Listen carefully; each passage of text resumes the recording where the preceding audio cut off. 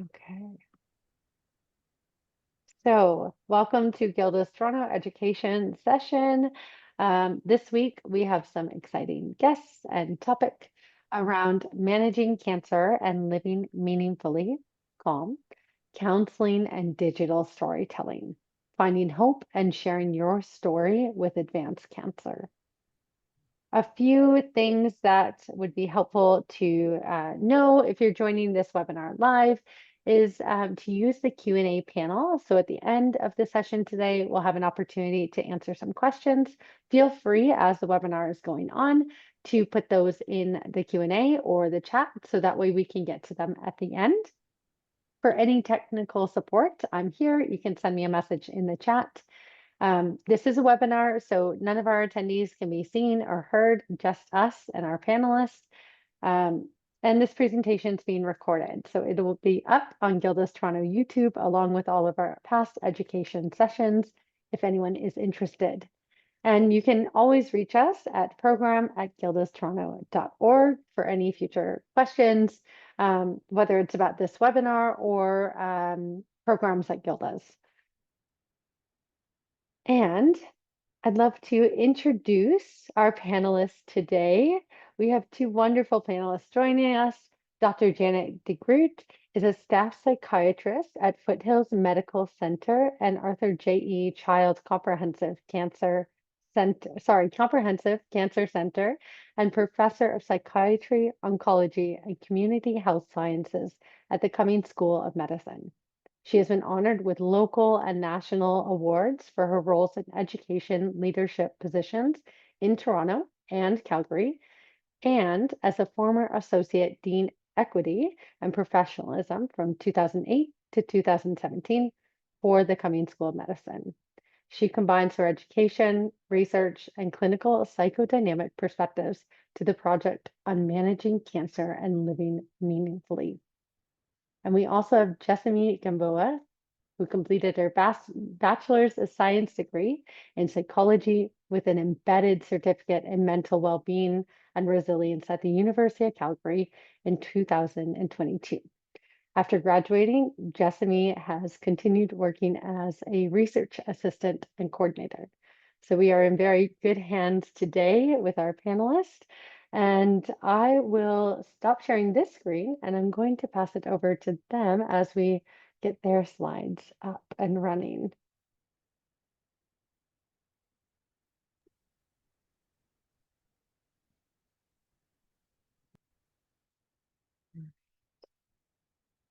So let's go ahead and see if this works for you all and this looks good for our panelists. I think you can see the wrong screen.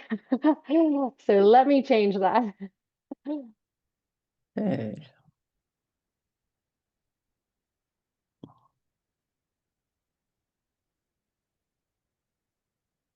See here. We'll get there. Yeah, you had it this time. Are we here now? Yeah, looks good. Okay. So thank you very much, Lisa. And I'm pleased to be here. And this is our background again, and we could have the next slide.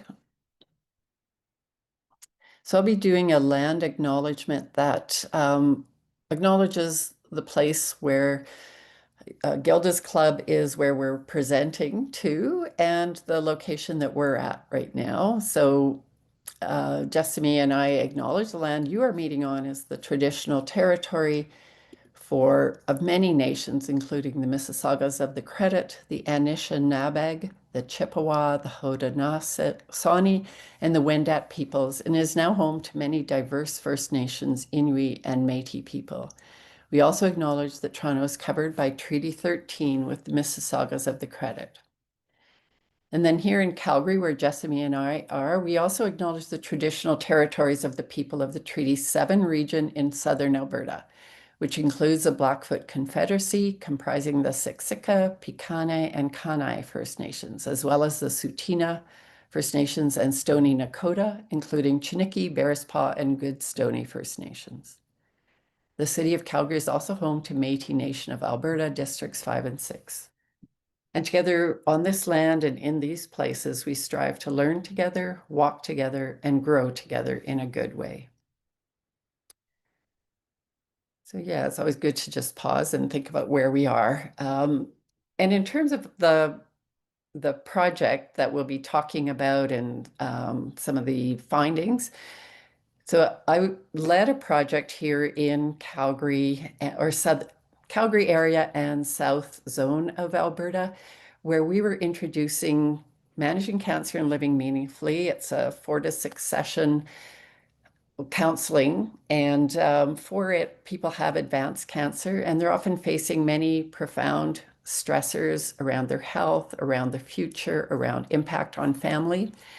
And we know that almost 30% of people who have an advanced cancer, and so that would be like stage 3 recurrent solid tumor or stage 4 cancer, at least a third have clinically significant depression, and it makes it a bit harder to make healthcare decisions. And others have demoralization, where there's not a lot of hope for the future. So we knew that it was important to have therapy that makes sense to the person and that it's effective for them. And so the calm intervention, and we can see the next slide now, was developed by our colleagues at Princess Margaret Cancer Centre. And we were seeing how can we bring it to Alberta and what are good pathways. And ultimately, we discovered people really appreciate when their oncology clinician or nurse refers them, or someone from psychosocial. And there's 4 areas that are addressed. And that includes, obviously, the important is, what are your symptoms? How do you feel you're managing them? Can you communicate well with your healthcare providers? Another domain is looking at how one changes and how personal relationships might change. So family relationships or close friends. And then the focus on meaning, purpose, and spirituality. And so for some people, that can be the spirituality is organized religion, or it might be their own sense of spirituality, living on this earth, and what gives them meaning and purpose. And some of it may be looking back at legacy, and for others, it's also what's still going to give meaning. And that might depend on age and stage of life. And finally, thinking about the future, hope, and mortality. That future might be in shorter pieces, but that it's that hope, like that is continued in various ways, and acceptance of mortality. And so this is addressed with a person who has an advanced cancer, and they're also encouraged to bring a family member in for part of or even all sessions. And but in addition to this project, we also looked at digital storytelling. And that's where Jessamy is going to come in, and she will spend time talking really about the digital storytelling part of this project. So that would be the next slide. So thanks, Jessamy. All right, thanks so much, Janet. And so, again, I'd like to introduce everyone to digital storytelling. And this, again, is this powerful research method, this intervention that combines images, music, narration, and sound to create these 3 to 5 personal stories. And again, these stories aren't just viewed and heard, but they are felt and experienced on a profound level. Now, typically, this intervention involves 6 weekly sessions, which again goes for about 2 hours or less, and it can be delivered one-on-one, so in individual format or in a group format, just depending on the availability of the participants, the patients. And so digital storytelling has been used as a healthcare intervention strategy in the area of cancer, allowing cancer patients to give, their first person accounts of their experiences with cancer. It has also been used as a legacy making intervention, allowing individuals to impart wisdom to inspire others. So we see that as well. Now, moving on to the next slide here, I like to show everyone just 10 basic steps in order to create a digital story. And again, I say 10 basic steps um, because it does include these steps that, again, are simple and quite easy to follow. Again, for our project, this was delivered in a one-on-one format, and most of the technological aspects were in fact responsible by the facilitator. And so these 10 basic steps, first, it usually begins with an idea, something personal, meaningful, reflective to you as a patient. Then that initial idea or ideas become refined even more throughout the intervention, the sessions. And then we like to include a storyboard. And a storyboard is just this simple outline, this visual map that shows or helps you identify, which image goes where, what is being said for that exact image, and then any other notes for sound or music. Now, for the narrative piece, again, we advise patients, participants to keep it short. And again, this has been a challenge to many, sticking around 250 to 300 words, which is, again, a challenge, but um, it is possible. Now, this narrative is then combined, paired with 7 to 10 images. Now, these images can be personal photographs that they've taken either on their phones, cameras. It can be drawings or paintings that hold a special meaning, message to their hearts, or it can be an image from the internet. So again, depending on what they are comfortable showing. So after they collect images, they then upload it onto WeVideo. WeVideo is this online video platform that we've used for our research projects. It's very similar to iMovie, and it just provides users free access to millions of free stock images, videos, as well as music and other audios. And so once that is uploaded onto WeVideo, editing then begins. So you would combine your images, insert transitions, text, and other sound effects, and then it would be ready for exporting. So again, these are the 10 basic steps in creating a digital story.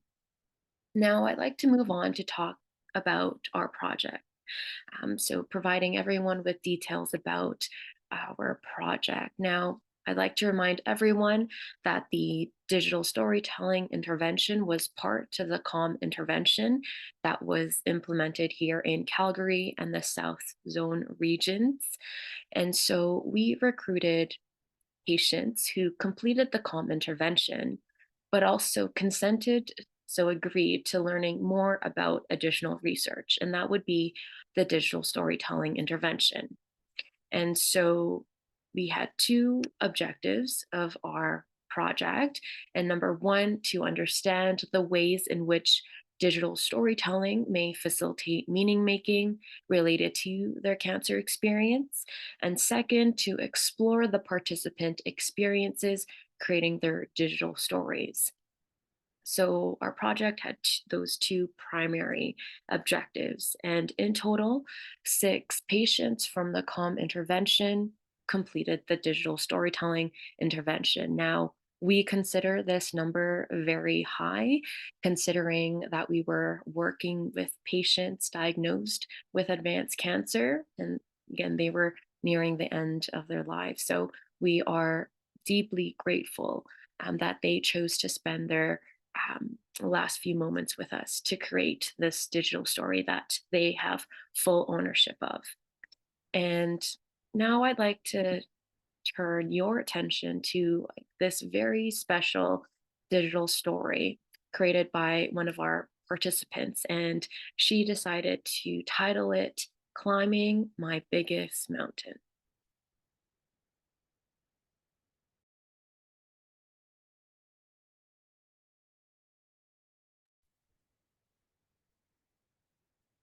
And I don't think I hear any audio, Lisa. If we could just replay that. Thank you.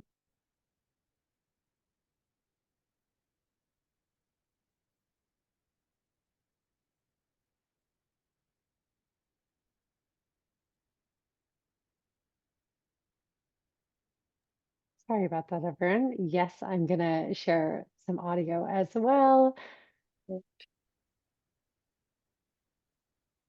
I might have to stop the share for a moment and then reshare. So one moment.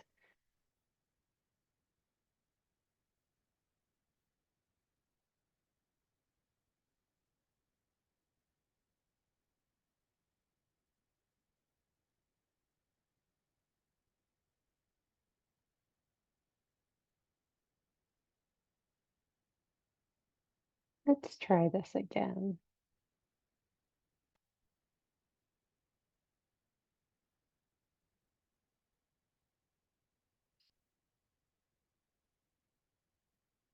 I want to share my cancer journey in hopes of being able to help others, even if it is just one person, to give them courage, strength, and inspiration to manage life's trials and tribulations. That's all I want to do. So here's my story. I worked as a legal assistant for 30 years. There was not a day I didn't want to go to work. My job gave me so much fulfillment. I was gifted with not only a happy long-term career, but also a community of close friends and family. I was really living life to the fullest. But all of a sudden, my life and my 2 young adult sons' lives completely changed. I was diagnosed with metastasized osteosarcoma, bone cancer. I started to question my entire life. I had to give up my career and activities with my sons, friends, and family. That was the hardest part. I had to stop helping people the way I was used to.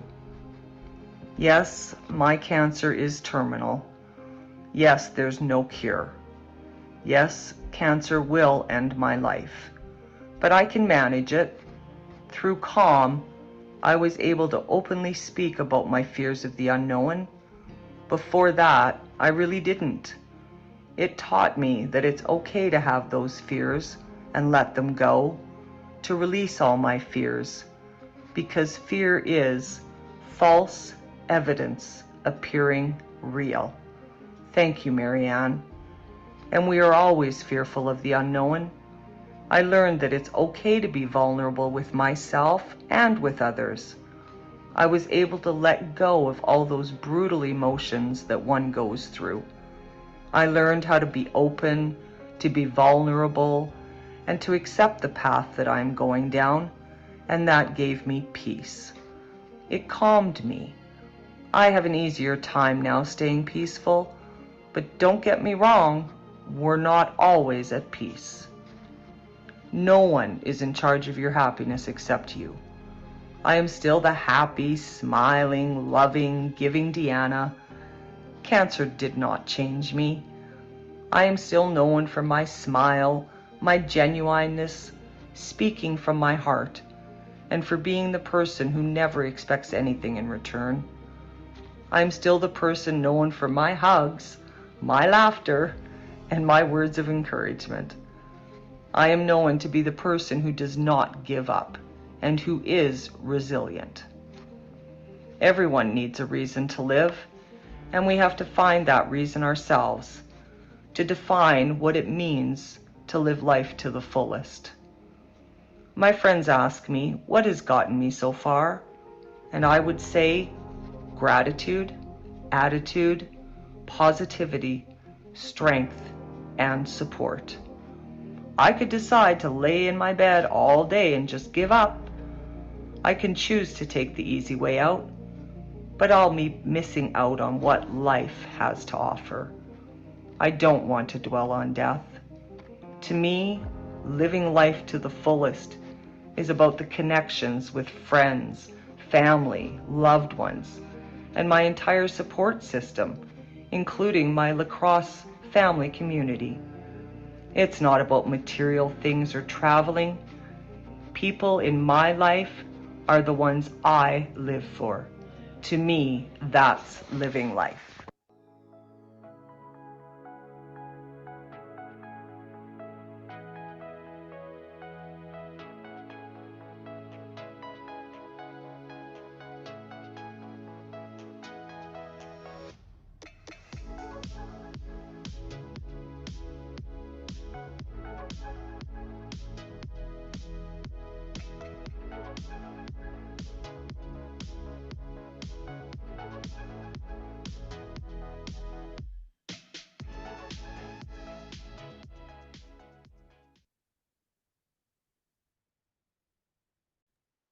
Okay, so I'm just going to give everyone just a few seconds to just sit with the video. And again, from what we've seen again through this digital story, that despite being diagnosed with advanced cancer, this patient chose resilience, strength, and courage, finding power in connections, vulnerability, and finding meaning in each moment. So, why don't we move on? And I'd like to show everyone another digital story. And this one is called Finding the Light. Every cancer is different. Mine just kind of snuck up on me. This is my truth as I remember it. In January 2022, my world suddenly changed as we began to descend into Costa Rica, our home away from home. Weird things started happening to me. I got a severe flash headache. I was drowning in a sea of confusion. My vision became fuzzy. My body didn't even seem to belong to me anymore. My memory was failing. I couldn't figure out how to get dressed. I didn't even recognize my own arm. I was crying and swearing at the simplest of things. In a desperate attempt to make sense of what was happening, I journaled manically. My writing was very dark and came from fear, but I couldn't stop. I wrote something that in retrospect sounded like my own obituary. It really was a cry for help. I was oblivious to what was happening. I was beginning to have verbal and visual hallucinations. I was really in the dark. Immediately, the kids in Everett arranged for me to go to a hospital in Calgary. I had many tests, including an MRI of my brain, which detected a cancerous tumor with significant swelling around it. The neurosurgeon reviewed options with us, and we responded, "Get it out." I cannot describe the fear I felt in my hospital bed. My hallucinations intensified. I even believed the hospital had kidnapped me. I was making outrageous threats about calling a lawyer. "I am so sorry," that I yelled at that nurse. My world as I knew it was gone. This new world was strange and frightening. I lived in a world of Alice in Wonderland meets the Wizard of Oz. My husband appeared to me as Toto, and even though I fell down Alice's rabbit hole, I did so as Dorothy. To help with the confusion and fear, my husband and my daughter put up family pictures in my hospital room. Everett made sure he was the last person I would see at night. Mary Lou came during the day. They all left personal messages for me. My family was so supportive. The night before the surgery, Everett and I closed the curtains to my room. We both cried and danced to "You Are the Reason." Removing the tumor and some surrounding tissue was life-saving. I was then put on a steroid to reduce the swelling in my brain. I had 3 rounds of radiation. I was able to make more sense of my situation. Writing and listening to music helped me self-soothe. When I learned how to self-soothe, my anxiety was reduced. I was helping with my healing.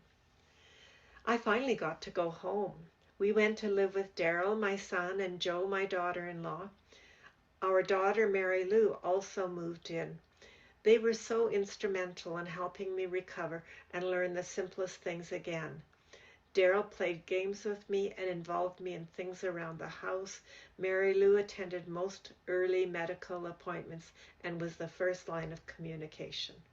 I continued to heal through affirmations, meditation, gratitude, and exercise. We were all starting to feel more confident, but then my oncologist called me and told me that I have stage 4 lung cancer, and it became metastatic in my brain. It made me qualify for a targeted therapy treatment that slows down the cancer and stalls some of the spreading. While it is not a cure, it gives me more time with my family. My life has changed so much. I was always healthy and only had annual visits with my family doc. Now I have teams of healthcare workers and doctors. I have such gratitude for the medical teams who helped extend my life. Cancer research has come so far, and I am blessed to be a recipient of that research. I began participating in CALM. We had family virtual counseling meetings with Faye. She was so affirming and helpful. She met with both Everett and I, and once with our kids as well. We have learned to live with uncertainty and maybe. It felt good to release any illusion of control. Needing to have control became a burden. Letting go was such a relief. Embracing uncertainty is easier said than done.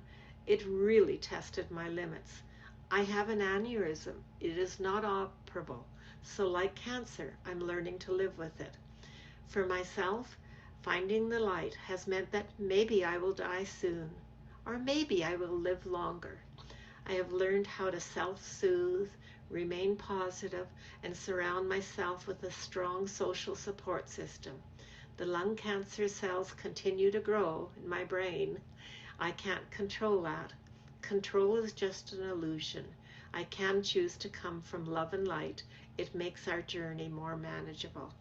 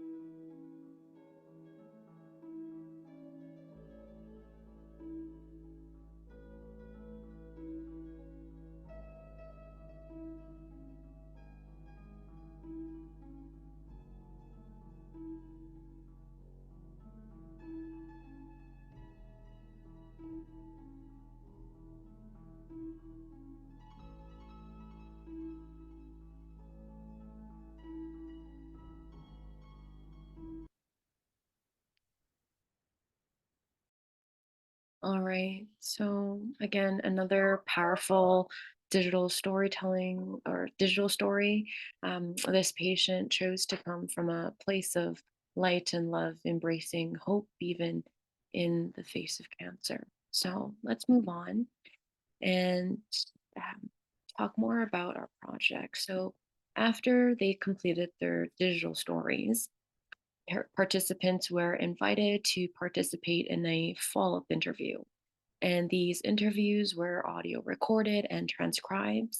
And the questions really focused on, their overall experience with the digital storytelling project. So what aspects they found helpful, what challenges that they experienced throughout the process, and any suggestions for how to improve it. And so the follow up interview transcripts were then analyzed using found poetry, which I will explain after the slide. And it's important to note that we didn't analyze the digital stories themselves. The digital stories really focused on their individual experiences living with advanced cancer. And we wanted to honor these narratives, these first person accounts in their entirety. And so for this presentation, we wanted to focus on our second objective, which is to understand their experience creating a digital story. And so let's move on now to found poetry. So, found poetry, again, is this form of research poetry that allows an individual to create poems from words found in interview transcripts. Now, it involves two key steps. Number one, to identify any key words, phrases, or sentences. And then that would be followed by arranging and rearranging those words into a poetic form. And again, that would really allow us to capture their essence of their experiences. So moving on to the next slide, through our analysis of the follow-up interview transcripts, we developed 5 found poems. Now, through these 5 poems, we identified 3 overarching themes in understanding patient experiences while creating digital stories about living with cancer. The first theme is emotional impact of the digital storytelling process. The second theme is on legacy and meaning making. And the third theme is on support and collaboration. So let's move on to this poem. Again, a very special poem. These words are not mine. They, again, are just taken from the interview that we had with this patient. And these words were then rearranged into a poetic form. So I'm just going to read this out loud. When you've got a terminal cancer, it's so stressful. A hospital investing in something like this benefits so many people. I'm really grateful. It was really smooth. You knew me a little bit and what we've gone through. You handled that technology part. You assured me that you would be handling all of that. You worked your magic. I'm really grateful. As a team, we worked pretty good together. I didn't feel that we emphasized enough of the self soothing. You were just right on there so that it is more emphasized. I'm really grateful. It supported me. I learned a lot about myself. I learned a lot about my story. I'm really grateful. It supported my family. It got to include my husband, the family. I'm really grateful. It was such a benefit. So, on the next slide here, we see these key themes highlighted in this poem. So we see the theme of emotional impact. The patient expressed satisfaction and deep appreciation for the program. We also see the theme of support and collaboration. So receiving support from the facilitator, whether that's through the technical aspects or help with the narrative. And then the inclusion of her husband. So creating this supportive ecosystem that really helps supports one's healing and growth. Now, I'd like to share another special and powerful poem with you. And this one is called It Touches You. And again, I'm just going to read it out loud. I truly believe in storytelling. It touches you, it touches your heart, it touches your heart, it touches people. People understand storytelling. It's an emphatic way of communicating. It brings positive energy and inspiration. I'm really great that I can do that. I'm really proud of it, what we have done. It helped me. It was a very positive experience. I want to share with other patients and caregivers. I want to help them find a way. I truly believe that it can help. It helps you mentally. It can help you. It can help other people understand what you're going through, what was going on then, where we are now. I would love to show it to the rest of the world. So again, we see all 3 themes in this poem. The patient described the process as uplifting and transformative. They shared it touches you, it touches your soul, it touches your heart. And it did provide them a sense of fulfillment as well as personal growth. Another powerful theme that we also saw in that poem is legacy and meaning making. The patients saw storytelling as a way to support others. They wanted to share their story to the rest of the world, giving them, comfort, connection, and guidance, who again is similar to what this patient was going through. And lastly, we see the theme of support and collaboration. So this patient also described the digital storytelling intervention as this collective and connective experience where the supportive relationship between the patient and the facilitator played this very crucial role in making this intervention very meaningful and impactful. So, to conclude, digital storytelling and found poetry is again this powerful and multifaceted tool that can be used with patients diagnosed with advanced cancer. It promotes their emotional well-being. It offers them connection, reflection, as well as purpose. And now, again, it is time for Q&A. If you have any questions, please either type your questions in the chat or unmute. And again, that concludes our presentation. Thank you all so much for your attention. And if you would like to read our article, it is in fact published online and it can be viewed by using the QR code. Thanks so much. Thank you so much, Jessamine and Janet. Oh, such lovely, lovely work. I'm happy to, I'll share your emails in the chat as well. And I'm just going to look and see if there are any questions. We don't have any questions. There we go. A question just came in. So someone asked, can it be a DIY, like do it yourself, or do we need a professional like your team members or the facilitators that you had to guide you through this either found poetry or digital storytelling process? Sure, yep, I can answer that question. So again, it really depends on you and what you're comfortable with. So if you want, more hands-on support, then we can get a facilitator or the research coordinator to help you. But if you want to, do it DIY, do it yourself, and you feel that you are confident and comfortable in navigating through the video editing platform or any other platform, then that is totally up to you. Yeah, so we like to, meet the participants where they're at.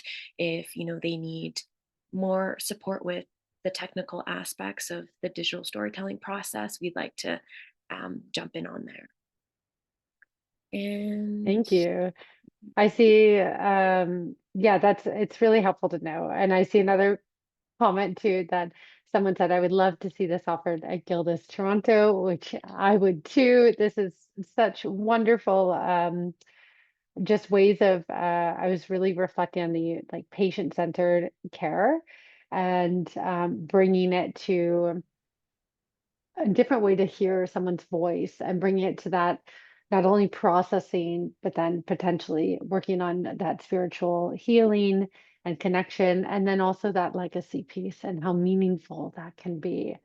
Um, we're getting lots of questions here. So someone asked, is there another word for intervention? Is it like a therapy practice? So thank you. That's a great question. And I will, okay, so we talk about calm as a psychological intervention, and then the digital storytelling, we also called an intervention. And recently we did another study with digital storytelling, and Jessamy was one of the facilitators, but it was specifically for women with premenopausal breast cancer, so another group, not necessarily advanced cancer. And what we were interested in, because various people that have provided digital storytelling opportunities have noticed that people will call the experience therapeutic. So we actually wanted to dig in and see, is it therapeutic? And, we pulled out our questionnaires and interviews and found that indeed, like as a group, that it reduced depression and it reduced even trauma symptoms. And so I think there are different ways to think about, like also the DIY part. So if someone's doing, like there are even legacy apps, I believe, or that someone could like develop their own probably digital story. It's not something I've dug into a lot, but it is like it's in the public domain. But if one is doing it as, I'm going to develop a story about my year experience, say with cancer and treatment, if it took a year, because it's so much that it was described as like that was really hard, and emotions came up that people didn't necessarily know they had, but at the end, and even sessions had to be delayed, I bet, so people could take the time to process. So I think that was where, like in that group setting, people learned from one another, felt less alone, but at the same time, had to think about their own story. And maybe they even got some different words for their story from others, but ultimately it was their story. And so I think having like a mental health professional, and in that situation, we had someone who was a trainee in Masters of Social Work and also someone who had completed their PhD in social work. So mental health practitioners who were familiar with this model. And so I guess what I'm saying, whether we want to call it intervention or therapy in that kind of setting was definitely therapeutic, and I think you need mental health professionals. Someone did describe joining it because they were like, oh, I'm creative or I like crafting. And someone said, and I was thinking of it kind of like TikTok. And it's like, well, discovered this is not TikTok. So it depends on, like, I think the depth of exploration of an experience and feeling supported in that. But I think people do writing, they could do digital stories as their own approach. But if they're running into like, oh, this is something I didn't anticipate, well, it's possible to think about seeing a mental health professional to do that. So I think, and maybe the question is more about intervention because it sounds, I don't know, so I don't know if you want to call it clinical, but it is, or like intervening in the case of an emergency. So we could call it counseling, which is a word we use a lot at the Arthur Child, if it's done in a counseling kind of format. The format that Jessamy described was not formal counseling, so it was supporting people in developing their stories. But I think there was a lot of gratitude that Jessamy was there to help support and was understanding. So yes, I think we're finding some evidence that it is a therapeutic practice done in a certain way. And people could also, there are opportunities online where you can find your own materials to do this. Thank you, Janet. That's so important that you highlight the context of when it might be really supportive to have that additional like mental health lens on these things. Mhm. We know the cancer experience or other, if someone else was doing this in another capacity, whether it was not cancer, but another chronic illness or illness, um, or say grief in general, how important it can be to have that additional support. And I think here at Gilda's, that philosophy really resonates with us too, in terms of how we run our support groups, really checking in with, is this something that you feel ready for? And led by mental health professionals and grouping individuals and members appropriately to ensure that the group is going to be most supportive for them. It was also bringing up for me, we offer a art therapy group or one-on-one sessions with an intern currently. We may not always have this, but for those thinking like, oh, Gilda's, might offer something like this. I love that. And maybe it's something that like you could do with that art therapist, creating your story through visual like this. And then also just the found poetry and how powerful language can be in members' stories and experiences, and how much weight that can bring up. So again, just to highlight the importance of having that support, whether it's if a group isn't available like this directly, whether it's a one-on-one therapist, social worker, or in that supportive support group, for example. And then you might be doing this in conjunction on the side if you're really creative and digitally savvy.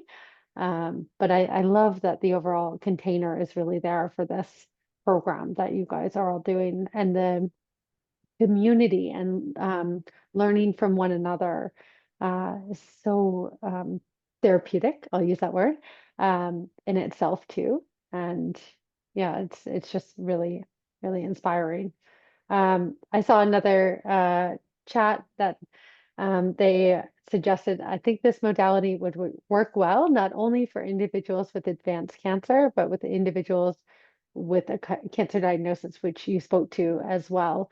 Yeah, it's about that processing of the experience. I wonder if you can share if there were like any differences between the groups that you've ran that you really found, like was one really heavily focused on that legacy, or yeah, what differences or similarities you might have felt or seen between groups? Jessamy, do you want to? So I'll just, so we're talking about like either the advanced people with advanced cancer or the people with premenopausal breast Yeah, cancer. like the comparison between the two groups. Sure, I could speak on that, and then if Janet wants to add on. So I guess based off of my observations and leading as a facilitator for the our current project, and that's with the premenopausal breast cancer patients. Um, what was really different was in terms of their creation of their digital stories. The group of women, they were super independent. They handled all the technical aspects on their own, whereas the group with diagnosed with advanced cancer, they needed more help, and the the population of our participants were they were about 50 to 70 years of age. And again, they were diagnosed with stage 4, or stage 5. And so they really couldn't focus on learning a new WeVideo platform. Again, this was new to them, and they didn't want to stress about learning about the features.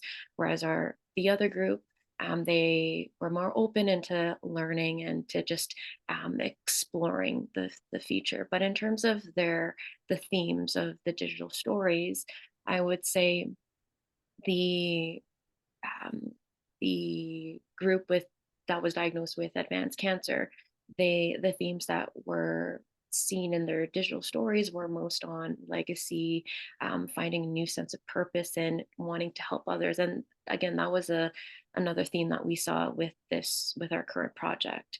With patients diagnosed with premenopausal breast cancer. So there are some similar themes that we did see in their digital stories. But again, because of their differences in life stages, their age as well, it did change their narrative. And I'll let Janet, if you'd like to. Yeah, thank you, Jessamy. So yeah, so it's a question of, with the people with advanced cancer, so that legacy piece was particularly strong. And Jessamy, like also people that were sometimes in their last weeks of life. So the appreciated greater, like this greater support. I'd say with the other project, which as Jessamy is describing as current, like we are just now analyzing. And so I think I need to look at it a bit more carefully, and that's a really helpful question to keep in mind. How might this be different? But yeah, there's less on legacy for sure, and more maybe that like processing what it meant to have this cancer and the treatment, and it could be also interactions with healthcare providers. Yeah, thank you.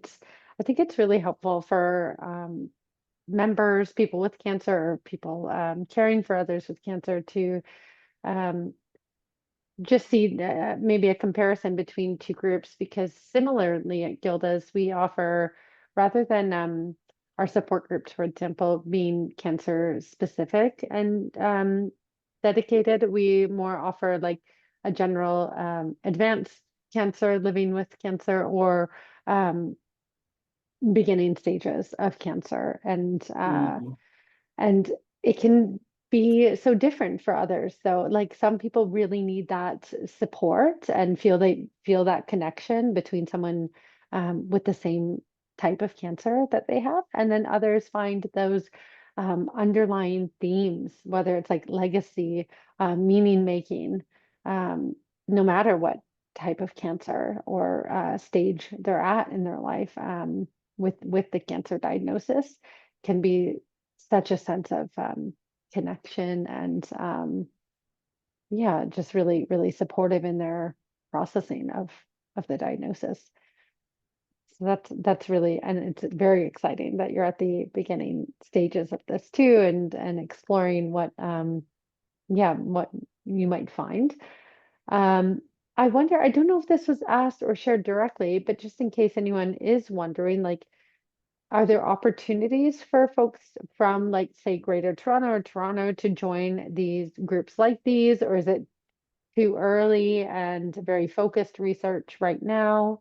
Or if you have any recommendations of who else might be doing these types of digital storytelling groups?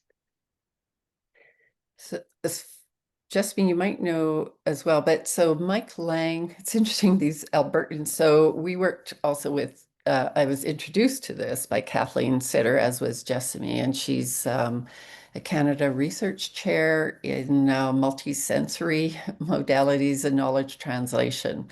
So she's also looked at like other senses, but so in working with her, we would always do it as a research project. And right now we need to grow, like I'll be developing a grant proposal, and we're thinking about, do we have it like cross province or across provinces? And the other thought, but in terms of, there's someone else in Calgary, Mike Lang, who did a lot of research, and he helps people, individuals, develop stories. And it's not done as a therapy, but it's in doing the stories. And he has a website as well. So those, like, I'm really familiar with them, and Mike has gone to Uganda and different places to sort of teach people to do digital storytelling. Amazing. Yeah. It's inspiring, yeah, to see other folks and especially around Canada leading this work and really Mhm. exploring and research and being at the forefront of the research in it. It's very Mhm. very exciting to see this kind of a therapeutic process, yeah, within this research. Um, it's also reminding me we offer at Gilda as a writing through cancer support group. And so, although it's not necessarily like some folks, if we put poetry, they might go, oh no, I can't do poetry. But it's really about that, like just writing, and we offer prompts. It's with a mental health facilitator too. But I'm thinking how lovely our current support groups go along with like an extension of this opportunity if folks were interested in really diving into something they wrote and going, I want to expand it and make it a digital story or make a poem and find those key words out of it. So how beautiful um, our work really, yeah, aligns and goes together. It's very amazing. To see just others around Canada doing this work. So we're very appreciative of you all and everyone too that joined live today or is watching the recording. I'm going to send a survey link in the chat. And if any other questions come through in the meantime, you're welcome to ask them. This is just for feedback. We love hearing from anyone that's on the webinar, what you thought of it. We read them all with deep care and we share feedback with our facilitators here as well. So we'd love to hear from you. It'll take you 2 minutes, maybe 1 minute. And if you need anything or have any questions for us or our panelists, their emails are in the chat. And you can always reach out to program at gildasclubtoronto.org. I'm really appreciative, Janet and Jessamy. It's been an absolute pleasure. And we look forward to hearing about your research in the future. Take care, Okay. Thank you everyone. very much. It's been our pleasure. And everyone. Thank you. Bye.